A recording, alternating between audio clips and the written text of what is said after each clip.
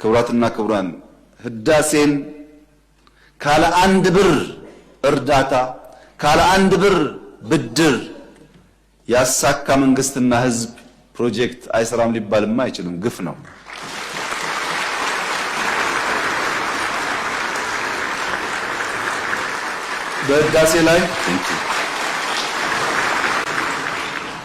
በህዳሴ ላይ አንድም ብር እርዳታ አንድም ብር ብድር ኢትዮጵያ አልወሰደችም። በጀግኖች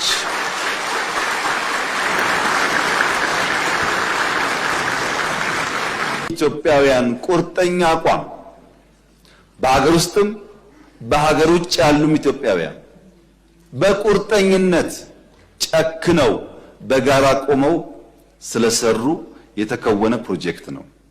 ግን በዚህ አላበቃም። ህዳሴ ከአፍሪካ አንደኛውን ሰርተናልና ሌላ አያስፈልግም እኮ አላለችም ኢትዮጵያ። በአፍሪካ ሶስተኛ የሆነውን ኮይሻ እየገነባን ያለነው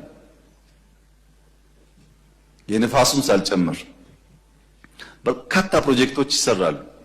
ፕሮጀክት ቆሟል፣ ሜጋ ፕሮጀክት የለም ለተባለው እውነት ነው፣ ፕሮጀክት የለም።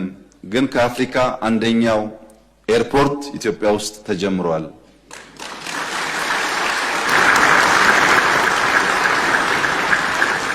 እንደዚህ ያለ ፕሮጀክት ኢትዮጵያ አስባም ሰርታም አታውቅም።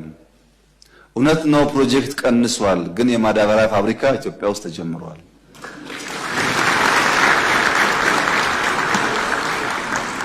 ፕሮጀክት ቀንሷል። የጋዝ ፌዝ 1 ጨርሰን ፌዝ 2 እና ሪፋይነሪ እየሰራን ነው። በሜጋ ፕሮጀክት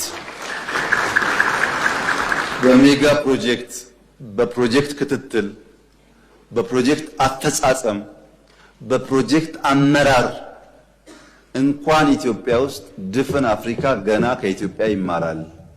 ድፍን አፍሪካ